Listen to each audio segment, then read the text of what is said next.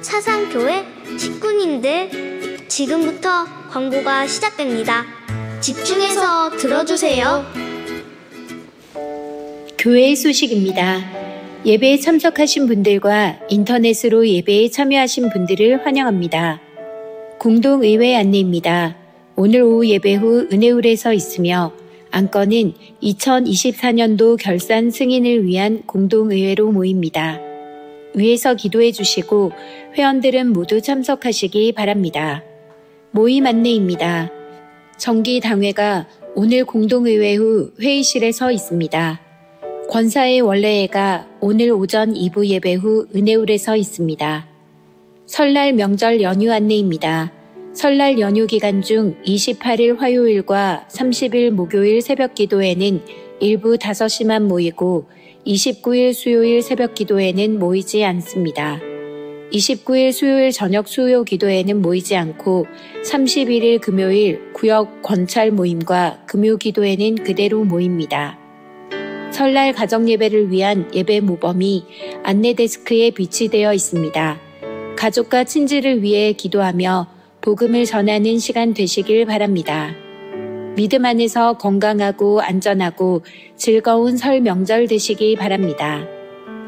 성찬식 안내입니다. 2월 2일 주일 오전 1, 2부 예배 시에 성찬식이 있습니다. 기도로 준비하시기 바랍니다. 장애 자녀 가족 모임 안내입니다. 오늘 오후 예배 후 결산 공동의회 후 재정부실에 있습니다. 요셉 장학회 2025년 상반기 장학금 신청 접수 안내입니다. 주보를 참조하시고 서류를 구비하여 신청해 주시기 바랍니다. 1:1 양육 동반자 신청 안내입니다. 주보를 참조하시고 많이 신청하시기 바랍니다. 토요학교 강사 지원 안내입니다. 주보를 참조하시고 많이 지원해 주시기 바랍니다. 교회 주차장 관련 안내를 주보를 참조하시고 기도와 협력 부탁드립니다. 교우 소식입니다. 장례 소식입니다. 8-1구역 이종수 집사의 모친 박수연 집사의 시모의 장례를 잘 마쳤습니다. 슬픔을 당한 가정을 위해서 기도해 주시고 위로해 주시기 바랍니다. VIP 새가족을 환영합니다. 지난주일 등록하신 새가족들입니다. 새가족들을 진심으로 환영해 주시고 위에서 기도해 주시기 바랍니다. 사상교회 식구님들, 예배에 집중할 수 있도록 지금 각자의 휴대폰을 점검하셔서 전원을 꺼주시거나 진동으로 설정해 주시기 바랍니다. 이 시간 경건한 마음과 몸가짐으로 하나님께서 기뻐 받으시는 예배 되도록 최선을 다하시고 하나님께 드리는 예배와 선포되는 말씀을 통해 큰 은혜 받으시기 바랍니다.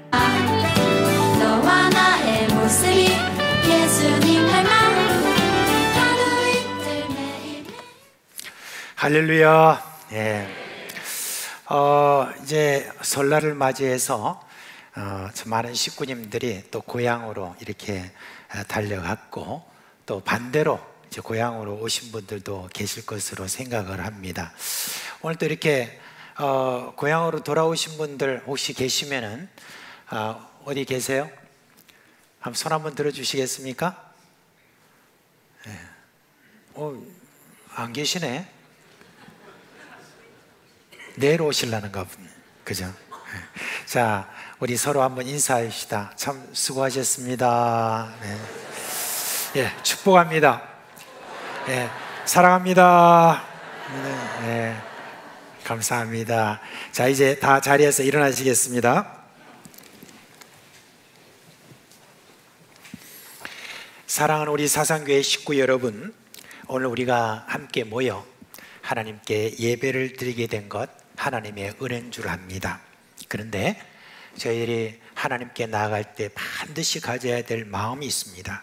히브리서 11장 6절에 믿음이 없이는 하나님을 기쁘시게 하지 못하나니 하나님께 나아가는 자는 반드시 그가 계신 것과 또한 그가 자기를 찾는 자들에게 상 주시는 이심을 믿어야 할지니라 라고 했습니다.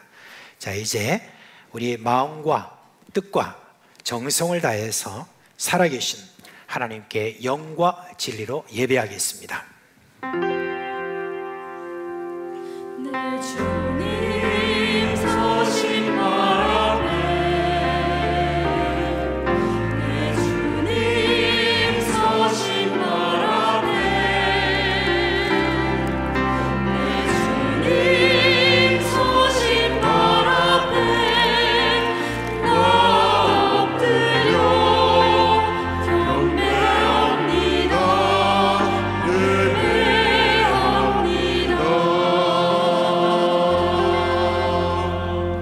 자비와 긍휼이 풍성하신 하나님 아버지, 이 시간 우리의 마음과 뜻과 정성을 다하여 아버지께 예배하오니 우리의 예배를 받아 주시옵소서.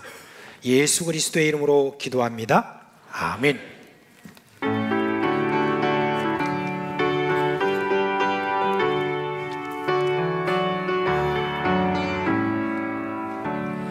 영으로 보답할 수 없는 그 사랑, 주님께 영광 할렐루야.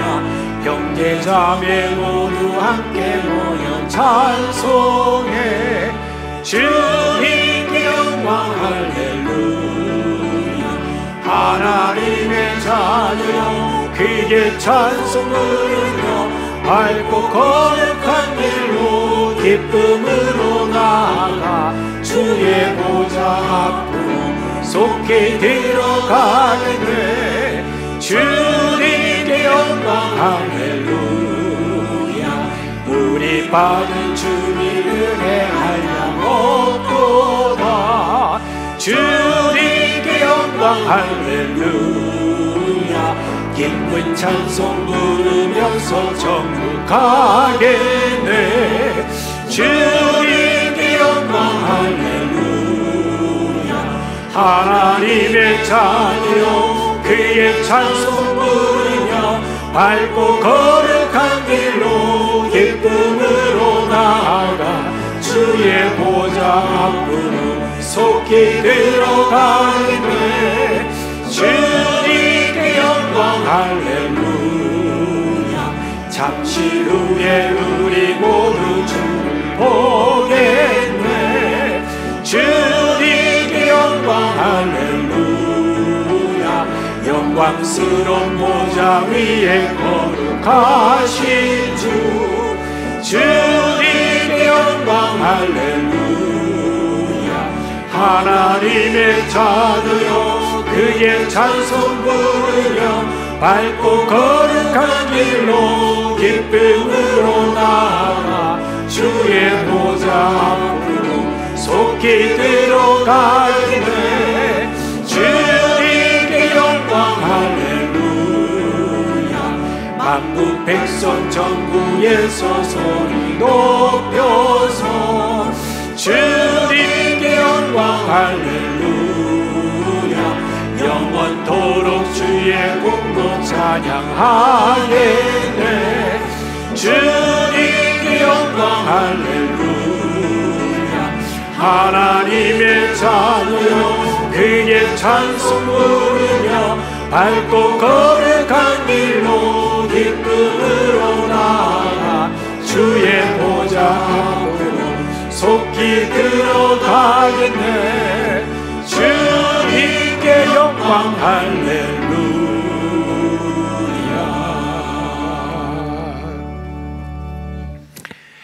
하나님의 자녀이신 여러분, 이 시간은 참회의 시간입니다.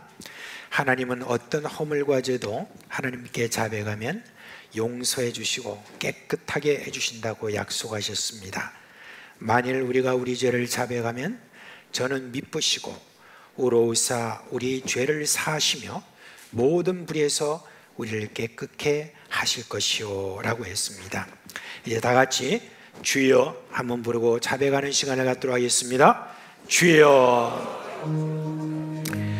주님, 오늘도 하나님의 자비하신 은혜와 능력 속에서 저희들을 부르시고 이 시간 우리의 허물과 죄를 씻어주시기를 구하오니 주여 우리의 심중에 있는 이 주님이여 허물과 더러운 모든 죄를 씻어주시고 주의 보좌 앞으로 나아갈 때에 주여 흠과 점이 없는 그와 같은 거룩한 예배가 될 수 있도록 이 시간 주님 역사하여 주시고 우리의 심중이 하나님께 온전한 교통이 될 수 있도록 이 시간 주의 주님께서 그의 피로 우리 가운데 흐르는 은혜가 있게 하여 주시옵소서.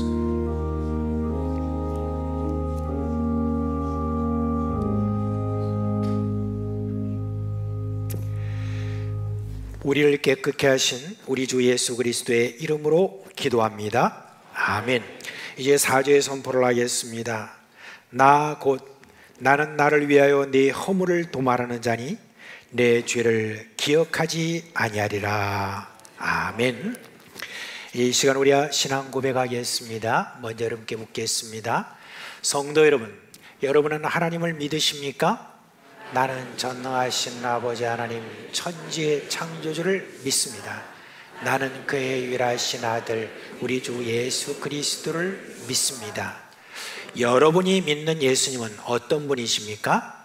그는 성령으로 잉태되어 동정녀 마리아에 승하시고 본디오 빌라도에게 고난을 받아 십자가에 못 박혀 죽으시고 장사된 지 사흘 만에 죽은 자 가운데서 다시 살아나셨으며 하늘에 오르시어 전능하신 아버지 하나님 우편에 계시다가 거기로부터 살아있는 자와 죽은 자를 심판하러 오십니다. 여러분은 지금 우리 안에서 일하시는 성령님을 믿으십니까? 나는 성령을 믿으며 거룩한 공교회와 성도의 교제와 죄를 용서받는 것과 몸의 부활과 영생을 믿습니다. 아멘.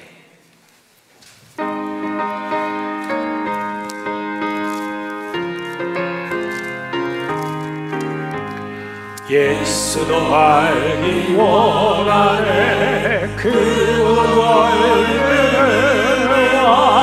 계속해 주신 사랑을 간절히 알기 원하네 내 평생의 소원 내 평생의 소원 계속해 주신 사랑을 간절히 알기 원하네 성령이 스스로 되셔서 진리를 가르치시고 거룩한 뜻을 깨달아 예수를 알게 하소서 내 평생의 소원 내 평생의 소원 계속해 주신 사랑을 간절히 알기 원하네 성령의 감화 받아서 하나님 말씀 배우니 그 말씀 완전히 내 맘에 들어오게도다 내 평생의 소원 내 평생의 소원 계속해 주신 사랑을 간절히 알기 원하네 예수가 계신 보좌에 영광에 둘러 있도다 평화의 왕이 오시니 그 나라 왕성하도다 내 평생의 소원 내 평생의 소원 계속해 주신 사랑을 간절히 알기 원하네.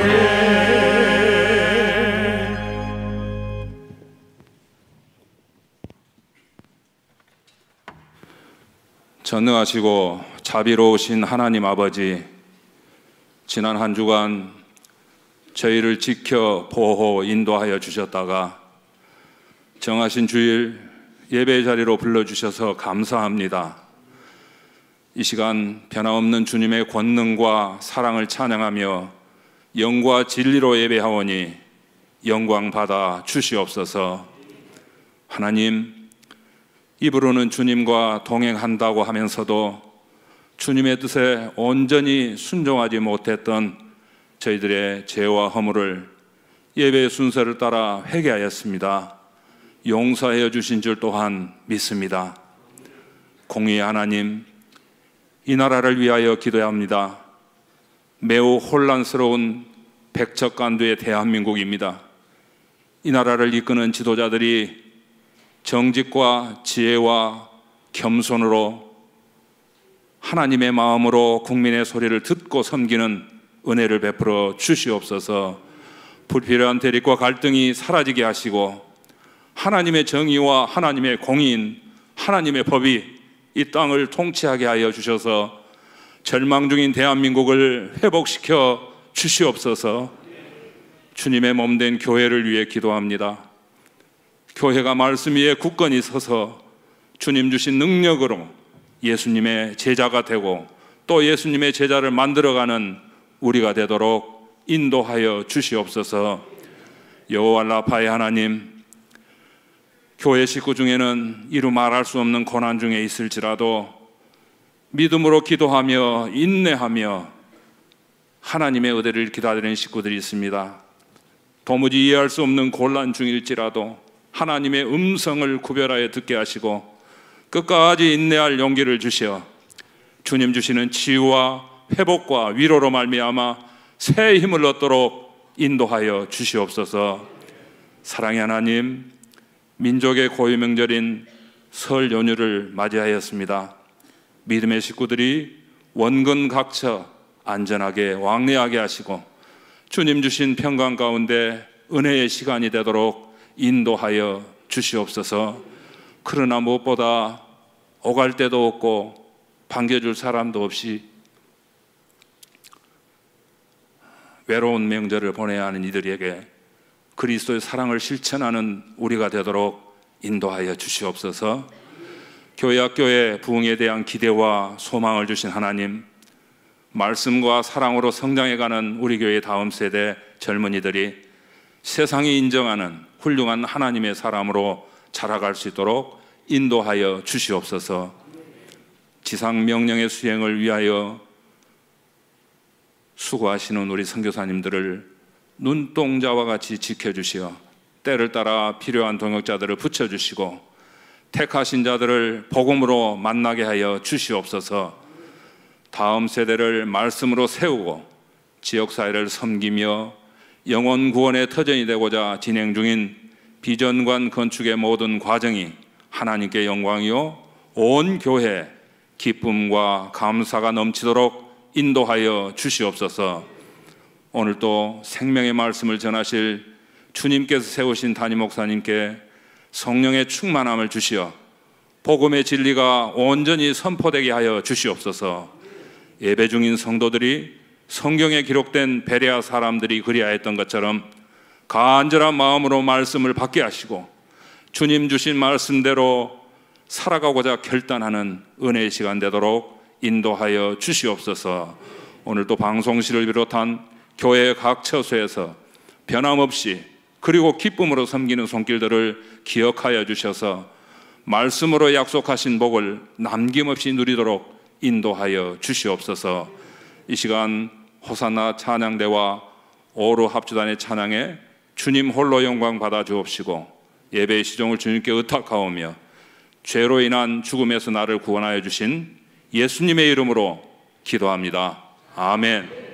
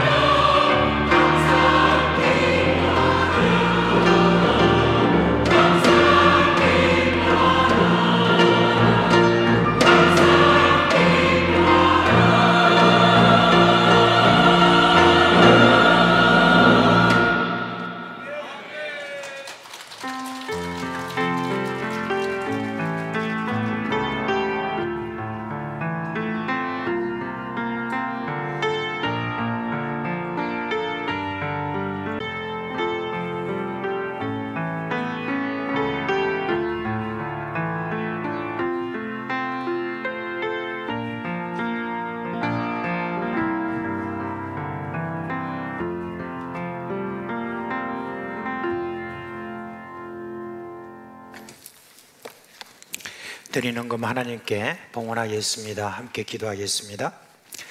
하나님 아버지, 지난 한 주간도 우리를 지키시고 성령으로 인도해 주신 것 감사를 드립니다. 오늘 이렇게 우리가 예배할 수 있는 여건을 주심도 감사드립니다. 이제 저희들이 예배하며 정성을 모아 헌금을 드립니다. 주정과 11조와 감사와 각종 목적을 따라 드립니다. 주님, 이 헌금이 쓰여지는 곳에 복음의 진전이 있게 하여 주옵시고, 여러 가지 이유로 고생하는 이들에게 전달될 때 치유와 회복이 있게 하여 주시옵소서. 사랑하는 우리 사상교회 식구들에게 하늘의 신령한 복과 땅의 기름진 복을 주셔서 죽어도 또 줄 수 있는 복된 인생 되게 하여 주시옵소서. 주님, 이 음란한 세대에서 거룩한 백성으로 살아가는 담대한 믿음을 주시고 마귀의 일을 멸하는 하나님의 군사들 되게 하여 주시옵소서. 주 예수 그리스도의 이름으로 축복하며 기도합니다. 아멘.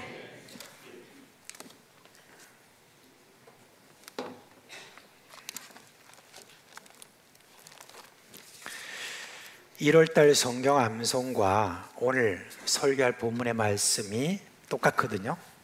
그래서 어떻게 할까요? 보여드릴까요? 말까요? 같이 한번 보여드리죠. 네, 합시다. 자, 하겠습니다. 시작. 마태복음 28장 18절로 20절 말씀.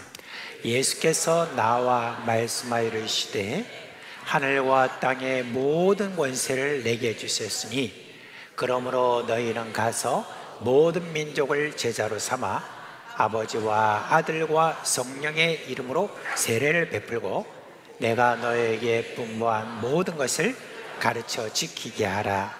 볼지어다 내가 세상 끝날까지 너희와 항상 함께 있으리라 하시니라. 마태복음 28장 18절로 20절 말씀. 아멘. 예, 잘 외우셨습니다. 네. 미국에 세들백 교회라고 하는 데가 있는데 거기에 담임 목사님이 릭 웨렌이라는 목사님입니다. 이 목사님이 이제 어느 날 기도를 이렇게 하고 있는데 갑자기 이런 생각이 들더래요.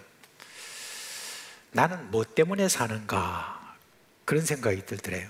그래서 그걸 붙잡고 계속 기도하는데 나는 그리스도인으로서 무엇을 위해 사는가? 라는 어떤 그 질문으로 이어지더랍니다. 그래서 그 질문에 대해서 묵상하고 하나씩 헤아려서 그 다음에 그 말씀을 가지고 이제 교회 성도들과 함께 나누고 그리고 그 말씀을 가지고 이제 함께 또 실천하고 이렇게 하면서 교회가 참 큰 부흥을 맛보았습니다. 그래서 그분이 그런 모든 것들을 하나하나 이렇게 헤아려서 책으로 남겼는데 그 책 이름이 뭐냐면 목적이 이끄는 삶이다 라고 하는 그런 책입니다. 모든 그리스도인에게 있어서 참 이 질문이 중요합니다. 나는 그리스도인으로서 무엇을 위해 사는가 하는 것입니다. 내 삶의 목적이 무엇인가 하는 것이죠. 흔히 우리가 말할 때 나는 하나님의 영광을 위해서 삽니다 라고 하면 좀 막연할 수 있습니다. 그런데 성경 곳곳에는 내가 무엇을 목적으로 사는가에 대한 하나하나 우리에게 구체적으로 말씀해 주는 것이 있는데 오늘 이 말씀이 바로 우리에게 구체적으로 그렇게 말씀해 주는 말씀입니다. 오늘 우리가 읽은 이 말씀이요, 흔히 이 말씀을 뭐라고 하냐면 예수님의 지상대명령 그렇게 이야기합니다. The Great Commission이라고 그렇게 이야기합니다. 예수님을 믿고 따르는 모든 그리스도인에게 주신 예수님의 명령이라는 말이죠. 그래서 오늘 저는 이 명령이 의미하는 바를 여러분께 좀 말씀을 드리려고 해요. 제자를 삼는다 라고 하는 그 뜻부터 먼저 여러분께 말씀을 좀 드리려고 합니다. 오늘 18절부터 20절까지의 이 말씀을 보면 좀 긴 말씀인데 거기에 보면 동사가 두 개가 있습니다. 중요한 하나는 뭐냐면 가라는 동사고 하나는 제자를 삼으라 라고 하는 그런 동사입니다. 그런데 이 제자를 삼으라 라고 하는 이 동사에는 거기에 딸린 세 동사가 있습니다. 그 딸린 세 동사를 뭐라고 하냐면 문법적으로 말하면 분사라고 이렇게 말합니다. 이 분사는 뭐냐면 이 동사에 대해서 하나하나 그 뜻이 무엇인지를 잘 형용해 주는 그런 동사라고 그렇게 이야기합니다. 그래서 제자를 삼으라라고 하는 어떤 그 말에 그런 어떤 뜻에 있어서 이 세 가지, 세례를 주라, 가르치라, 지키게 하라 라고 하는 이게 이제 구체적인 그런 내용이 되겠습니다. 그런데 한 가지 좀 짚고 넘어갈 게 있습니다. 우리말에는 원래 뜻은 그게 아닌데 자칫 오해를 불러일으키는 그런 단어들이 있죠. 여기 이제 제자로 삼아라라고 하는 말도 그 중에 하나인데, 이 제자로 삼으라 그러니까 마치 누구를 자신의 제자로 삼는다는 그런 뜻으로 아는 그런 분들이 제법 있습니다. 특히 이제 각종 선교단체가 좀 그런 경향이 있습니다. 제가 신학교 다닐 때 그때 가장 그래도 제자 훈련을 잘하는 선교단체가 있었어요. 거기에 제가 너무 흥미가 있어서 그곳에 가입을 하고 그리고 훈련을 받기 시작했습니다. 그래도 훈련을 받을 때 1대1로 받습니다. 그래서 저에게 선생님이 있고 저는 제자가 되어서 그렇게 이제 가르침을 받습니다. 한 6개월 동안에 참 정말 즐거웠습니다. 성경 암송부터 시작해서 제자 훈련을 하나하나 짚어가는데 너무너무 상세하게 제대로 잘 이렇게 가르침 받고 있었습니다. 그런데 이제 어느 날 그 선생님이 저한테 이렇게 묻는 거예요. 형제님, 혹시 그 지금 사귀는 자매가 있어요? 그렇게 물었어요. 그래서 제가 그때 있었거든요. 그래서 제가 있습니다 그랬어요. 근데 그 자매는 어떤 자매입니까? 그래서 제가 우리 교회 같은 청년이고 그 다음에 또 뭐 이렇게 해서 상세하게 좀 설명을 드렸어요. 그랬더니 그 이야기를 딱 듣고 난 다음에 가만히 있더니, 형제님, 제가 생각할 때는 그 자매는 형제님에게 좀 안 맞는 것 같아요. 그러니까 형제님에 꼭 맞는 자매를 제가 한 사람 소개할 테니까 그 자매하고 결혼하세요. 이렇게 저한테 이야기하는 거예요. 그래서 제가 그래요 했을까 안 했을까요? 깜짝 놀랐습니다. 아니, 어떻게 지금 제자 훈련 안 나는 사람이 내 결혼 문제까지 이렇게 상관하고 이런 식으로 지금 이야기하는, 너무너무 그때 충격을 받았습니다. 근데 이제 그걸 가지고 제 동기나 이런 사람한테 좀 물어봤습니다. 이 선교단체가 이런 것도 이야기하냐니까 종종 그렇게 한다고 그랬어요. 그래서 그 선생님한테 제가 다다음 주에 만나서 그렇게 이야기했습니다. 제가 죄송하지만 더 이상 선생님으로부터 가르침 받기를 거절합니다. 그렇게 하고 끝낸 적이 있습니다. 여러분이 제자를 삼으라는 이 말은요, 자신의 제자로 삼으라는 그런 뜻이 전혀 아니잖아요. 그죠? 성경 원어에 보면은 헬라어로 이걸 제자로 삼으라는 말이 뭐냐면 마테투사테라고 하는 그런 말입니다.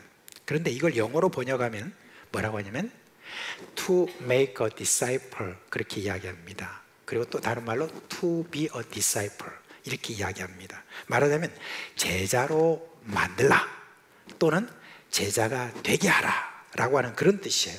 그러니까 사실 우리 한국 성경의 번역을 좀 더 진중하게 했다면 제자로 삼으라 라고 하는 이 오해를 불러일으키는 그런 말보다는 그냥 제자라 되게 하라 또는 제자를 만들라 라고 이렇게 하는 것이 맞지 않나 싶습니다. 자, 그러면 자연히 우리가 누구의 제자로 만들라는 그 말인지 명확하게 드러나죠.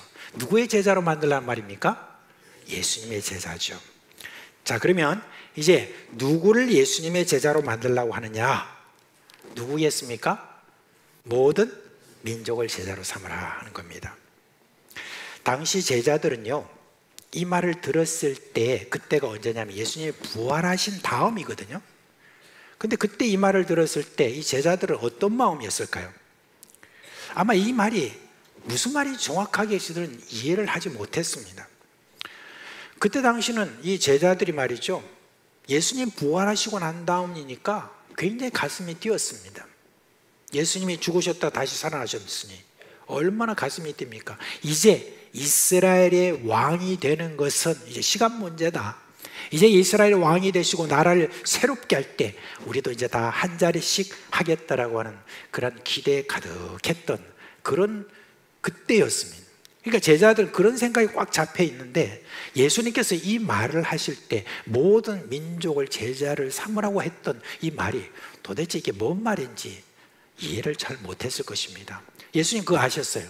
그래서 예수님께서 무려 40일 동안 계시면서 하나님 나라에 대한 어떤 그걸 하나하나 새롭게 짚어주고 부활하신 예수님께서 그 모든 것들에 대해서 이야기를 해주셨어요. 그러면 이제 좀 알아들어야 되는데 알아듣지 못하고 예수님께서 승천하실 때가 다 됐을 때 산에 딱 이렇게 예수님께서 이제 빠빠이 하려고 하는데 제자들이 뭐라고 말을 하느냐, 사도행전 1장 6절에 보니까 이렇게 말합니다. 주께서 이스라엘 나라를 회복하심이 이때니까.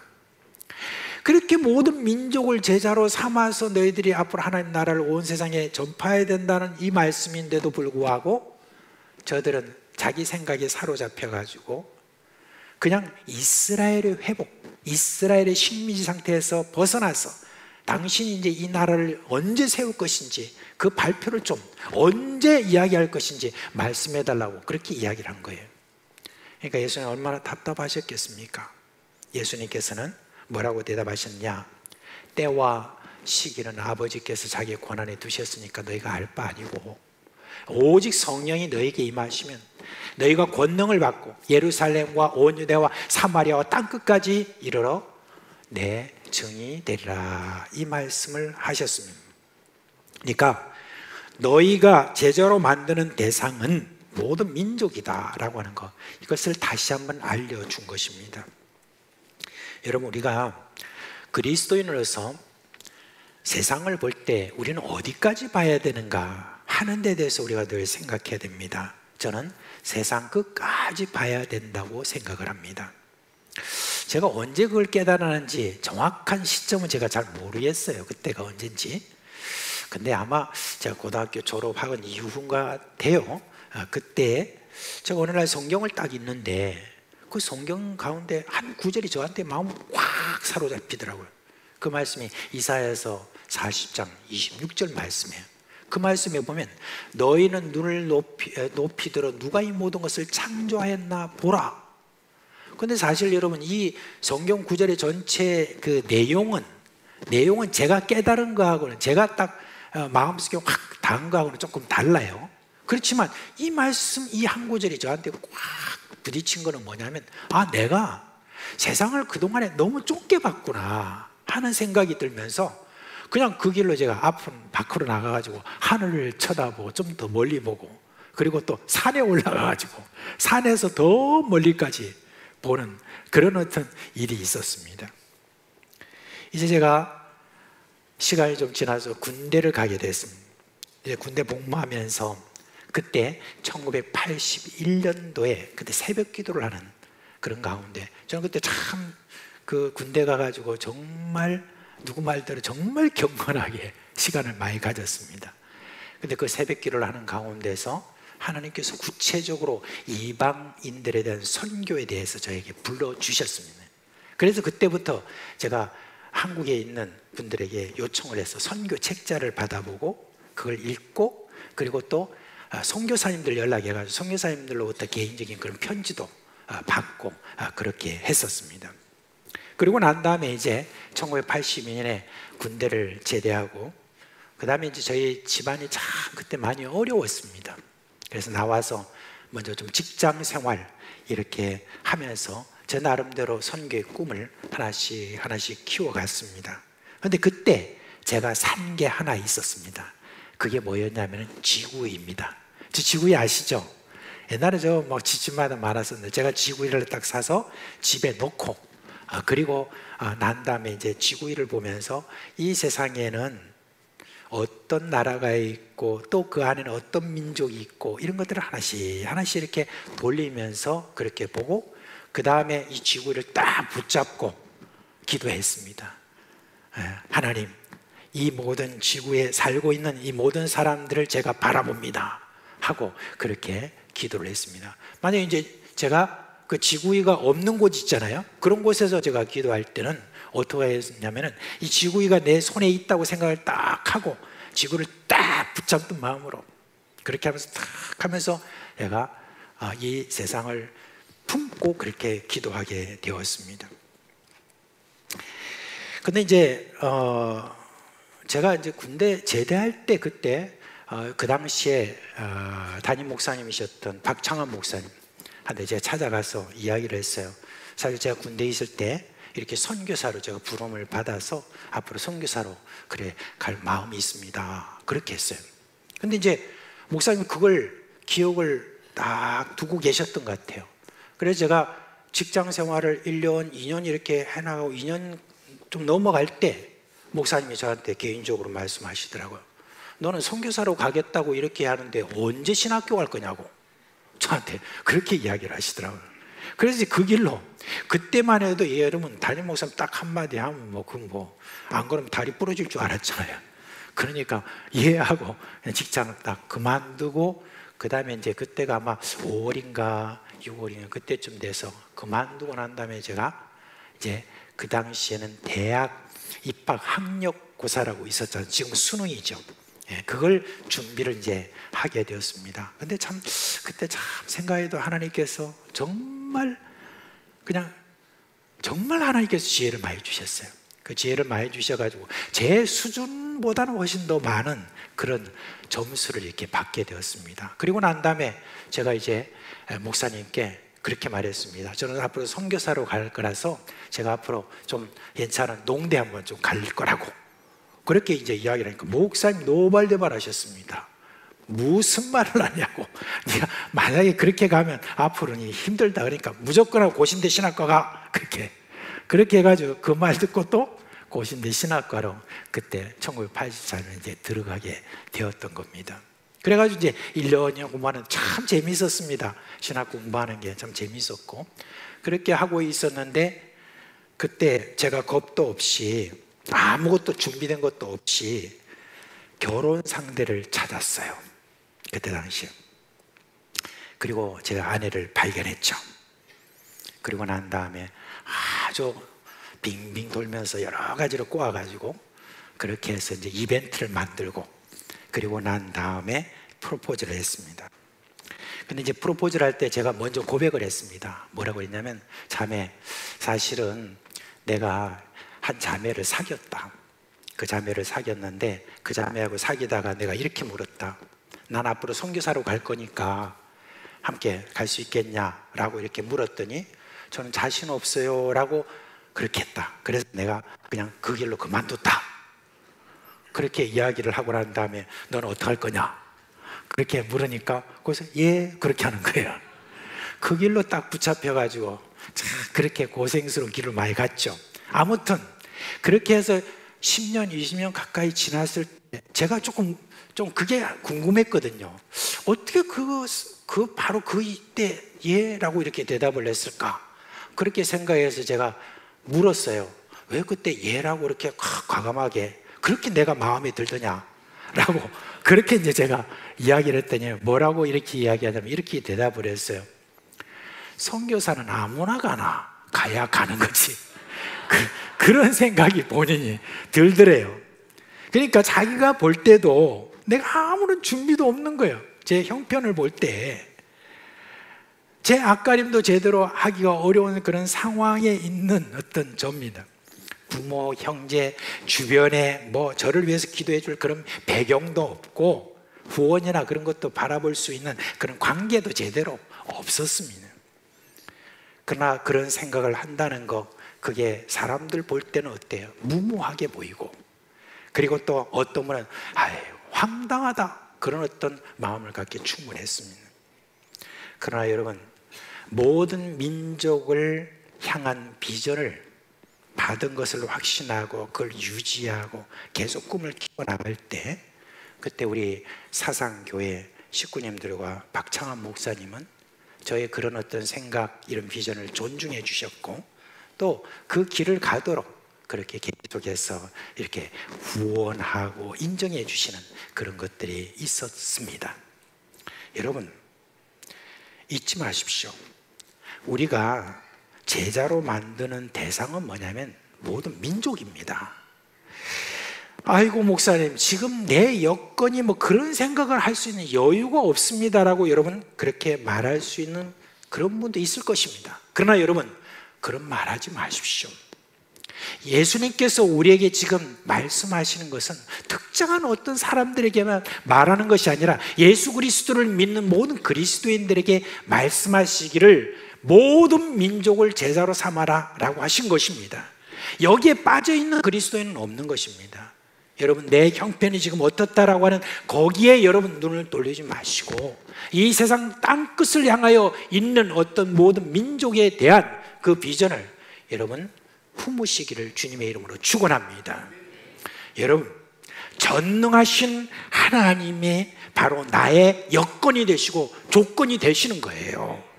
그리고 하나님이 나의 길이 되시고 나의 힘이 되시는 것입니다. 꿈을 꾸면요, 하나님이 모든 민족을 품을 큰 가슴까지 주신다는 거 확실한 것입니다. 자, 그러면 이제 어떻게 예수님의 제자가 만드느냐, 거기에서 여러분 그렇게 어려운 거 없습니다. 사실은 뭐라고 했냐면은 세례를 주라 그랬습니다. 세례를 주라. 아버지와 아들과 성령의 이름으로 세례를 주라 그랬습니다. 근데 여러분, 이거 여기서 이제 세례를 주라라고 하는 말은 단순히 세례 행위만을 이야기하는 게 아니겠죠? 세례를 주려면은 세례를 받는 이유와 또 그 세례의 의미가 무엇인지 알려줘야 되잖아요, 그죠? 근데 의외로 세례에 대해서 좀 복잡하게 많은 사람들이 생각하는 것 같아요. 근데 여러분, 세례가 뭐냐라고 한 데 대해서 먼저 웨스트민스터 신앙고백, 우리가 믿는 신앙고백, 거기에 소요리 문답 94문이 있어요. 거기에 대해서 문답을 한번 볼게요. 제가 먼저 물으면 여러분 답하시길 바랍니다. 세례란 무엇입니까?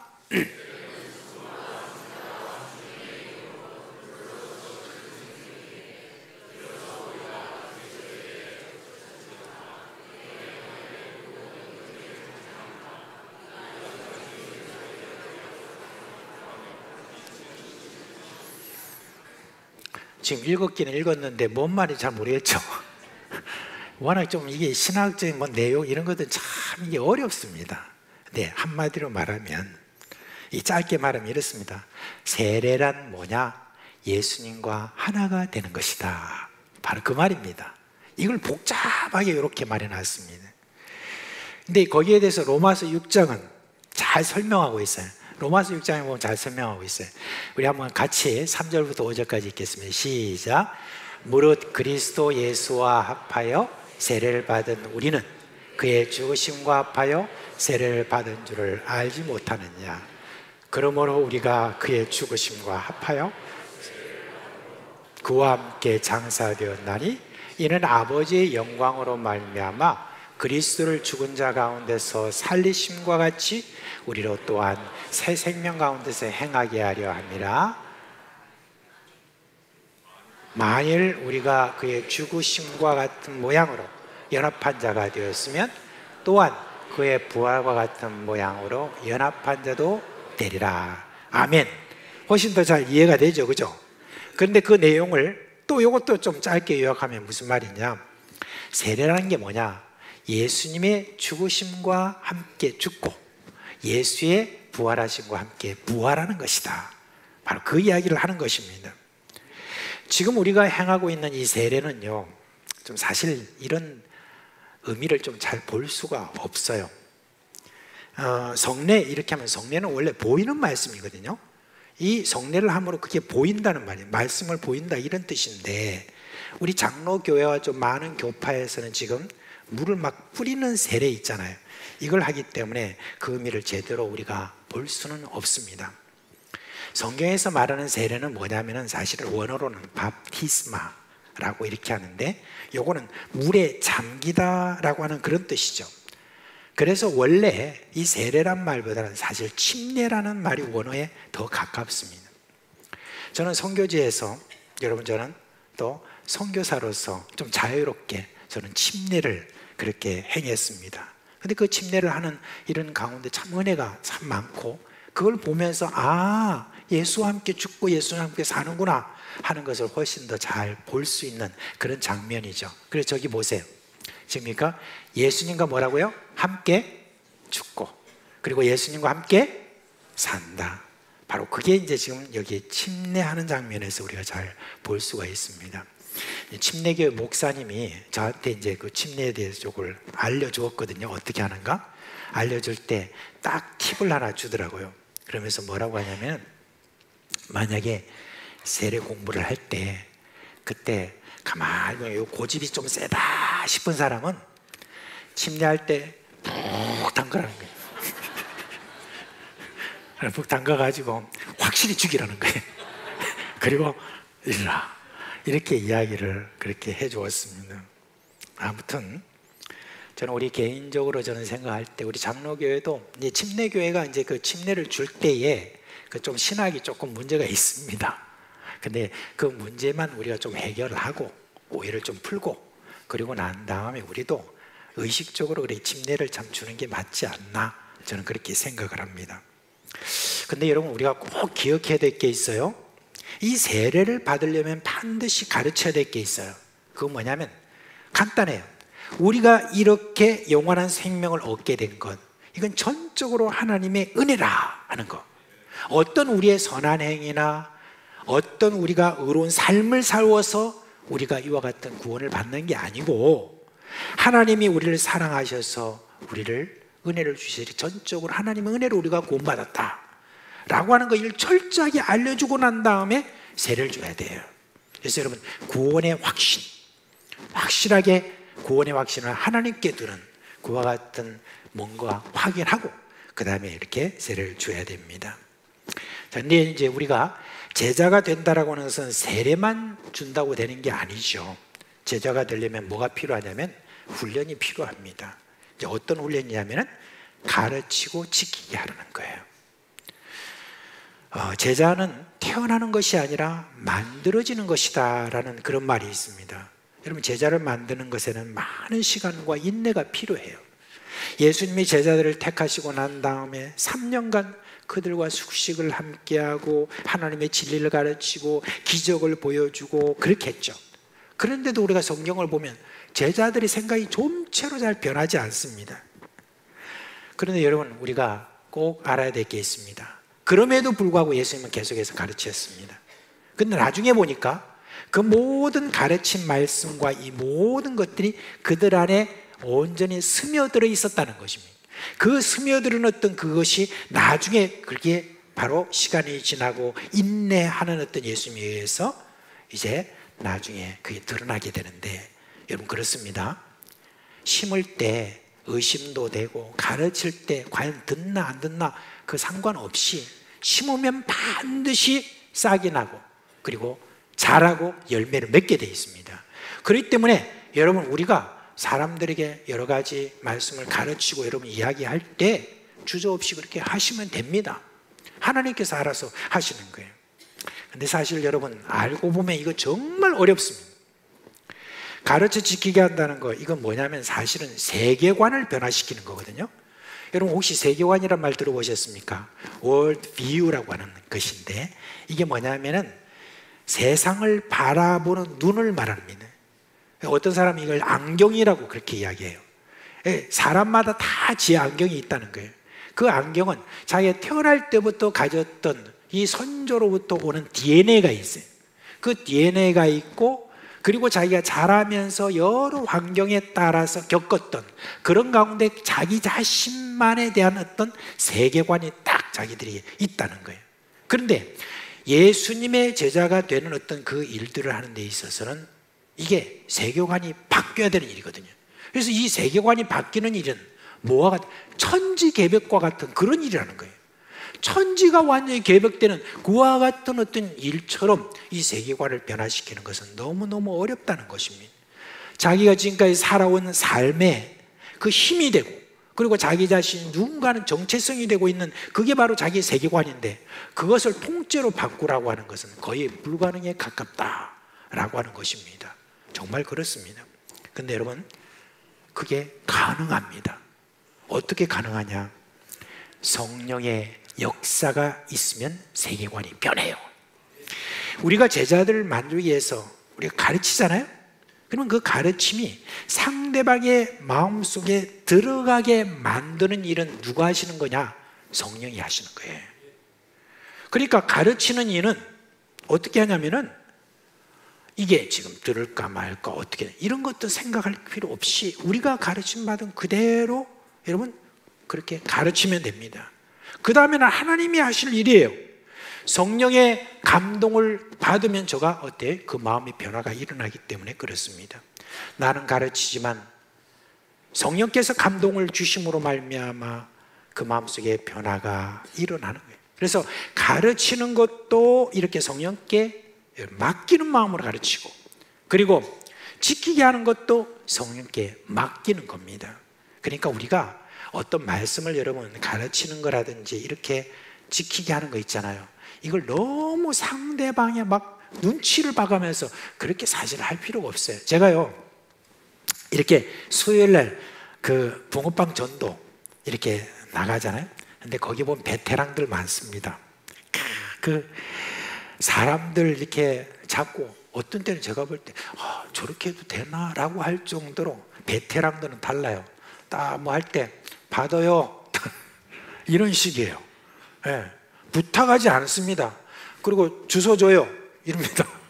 바로 그렇게 할 정도로 이렇게 하는데 딱 카리스마가 있어요. 제가 볼 때는 그 마음속에 뭐가 있냐면 하나님께서 하시는데 내가 뭐 눈치 보고 그럴 거 없다라고 하는 바로 그 마음이 그 마음속에 있기 때문에 분명하게 확신을 가지고 그렇게 하시는 겁니다. 정말 그렇습니다. 우리가 확신한 그 모든 것들 여러분 눈치 보고 그렇게 가르치고 지키게 할 필요가 없습니다. 하시면 되는 거예요. 그리고 보면은 나중에 그런 분들이 막 교회 새 가족들 막 이렇게 데려오는 거 있죠. 그런 것들을 볼 수 있습니다.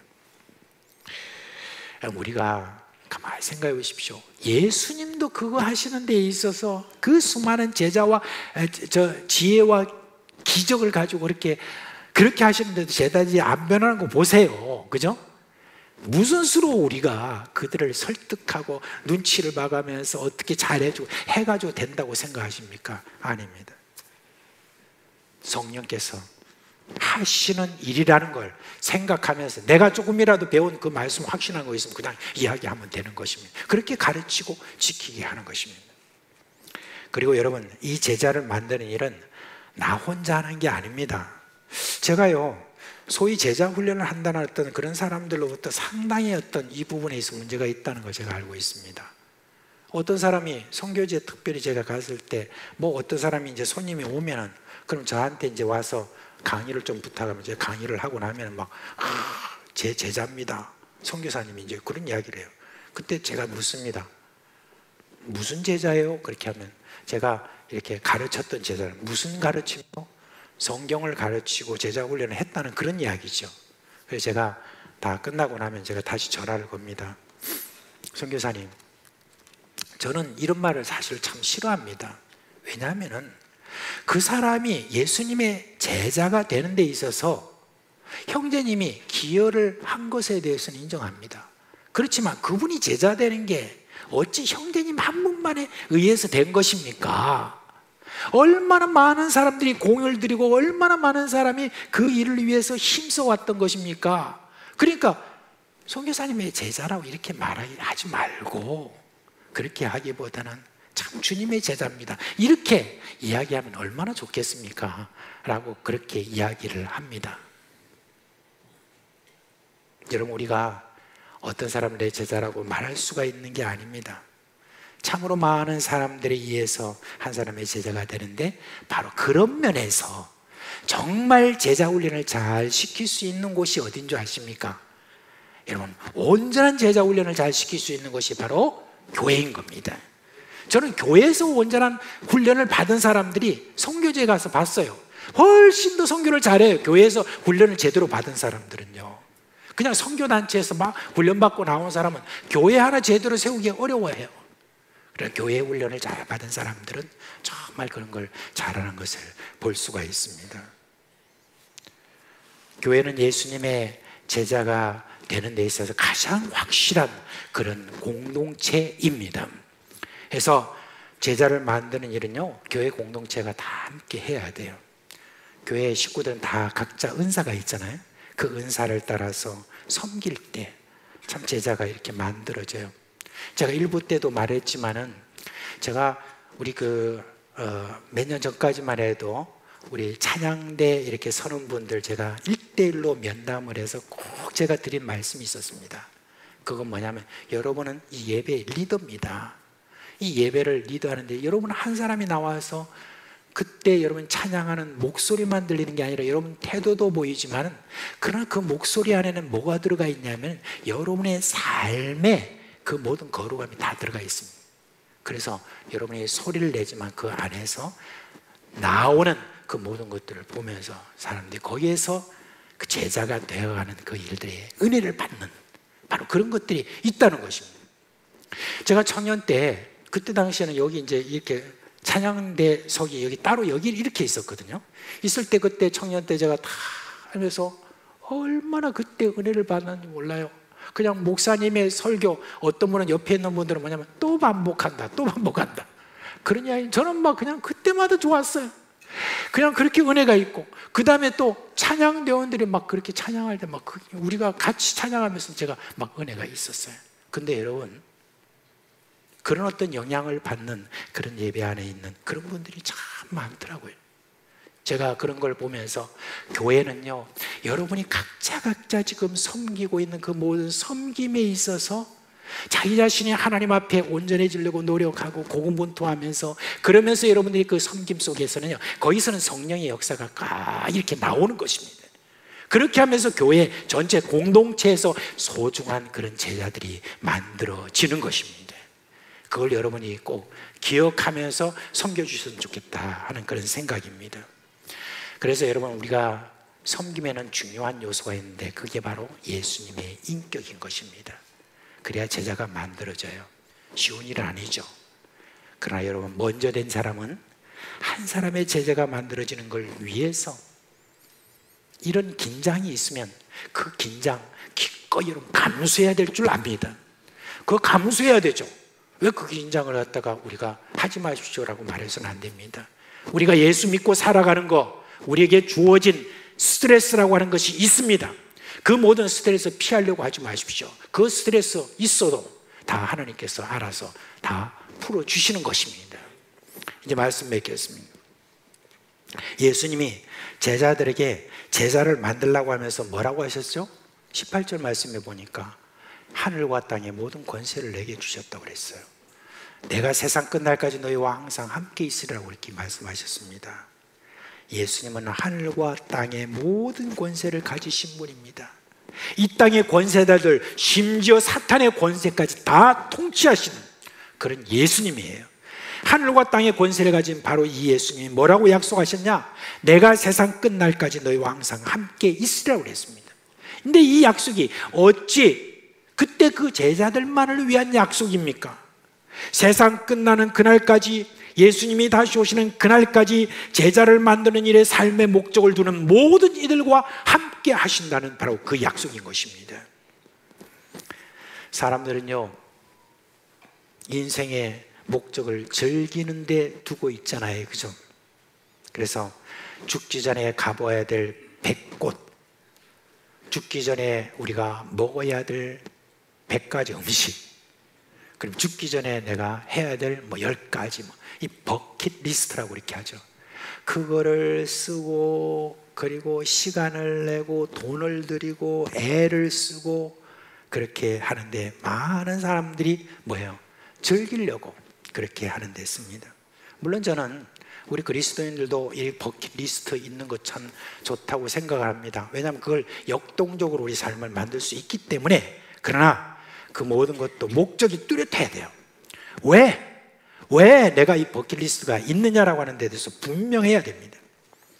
우리 그리스도인 모두가 다 가지고 있어야 될 버킷리스트 정확하게 한 가지 분명하게 있어야 됩니다. 뭡니까? 목적입니다. 모든 민족을 제자로 삼는 바로 이것이 바로 내 평생에 있어서 내가 이루어야 될 일이다. 내가 사는 목적이기도 하다 라고 하는 거 그거 꼭 마음에 품어야 되겠습니다. 이를 위해서 자신의 삶의 모든 것들을 쏟아부었던 사도 바울이 뭐라고 했습니까? 나는 선한 싸움을 싸우고 나의 달려갈 길을 마치고 믿음을 지켰으니 이제 후로는 나를 위하여 의의 면류관이 예비되었으므로 주 곧 의로우신 재판장이 그날에 내게 주실 것이며 내게만 아니라 주의 나타나심을 사모하는 모든 자에게도니라. 아멘. 여러분, 지금 우리가 그날을 사모하는 어떤 그 사람으로서 우리가 서 있어야 돼요. 여러분, 우리가 지금 살아가는 어떤 삶의 앞으로 남아있는 시간을 갖다가 너무 여러분 느긋하게 생각하지 마시기 바랍니다. 제가 우리 사상교회 부임하고 난 다음에 지난 5년 동안에 81건, 2건 이렇게 제가 장례를 치렀습니다. 거기는 20대도 있어요. 30대, 40대, 50대, 60대, 70대, 80대, 90대 다 있었어요. 누구도 자신할 수 없습니다. 언제 어떻게 우리가 될지 모르는 가운데 제자를 만들라라고 하는 어떤 이 삶의 어떤 이 목적에서 여러분 물러나지 마시기 바랍니다. 계속해서 이 모든 일들에 대해서 긴장을 가지시기 바랍니다. 그리고 이 일들에 매진해 주시기를 바랍니다. 주의 날을 사모하는 그 모든 자에게 가져야 될 이 귀한 일, 이 소중한 일, 면류관이 기다리고 있는 이 일을 위해서 여러분 호흡이 있는 한 이 일에 매진해 주시기를 주님의 이름으로 부탁드립니다. 이제 다 자리에서 일어나시길 바랍니다.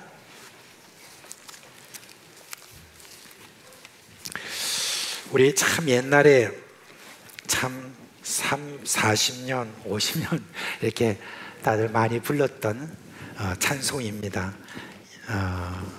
그 찬송인데 가서 제자 삼으라는 이 찬송입니다. 우리 함께 부를 때 자, 손 내미십시오. 너무 힘든 분들은 안 하셔도 되는데 우리 자 박수 치시면서 하겠습니다. 자, 발주하세요.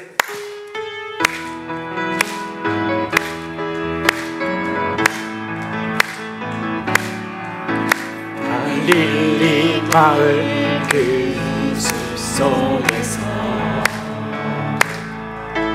주님 그랑 여자 다시 만나시사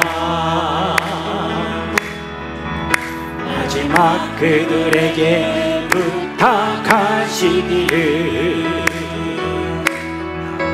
너희들을 가라져 세상으로 가서 제자 삼으러 와. 세상 많은 사람들은 세상 모든 영혼이 내게 달려나리. 가서 제자 삼으러 와. 나의 길을 가르치라. 내가 너희와 항상 함께하리라. 지금도 우리 주 찾아오사 어두워져 가는 저 세상 바라보며 마지막 우리에게 부탁하시기를 너희들을 가라져 세상으로 가서 제자 삼으러 와. 세상 많은 사람들 세상 모든 영혼이 내게 달려나리. 가서 제자 삼으러 와. 나의 길을 가르치라. 제가 너희와 항상 함께하리라.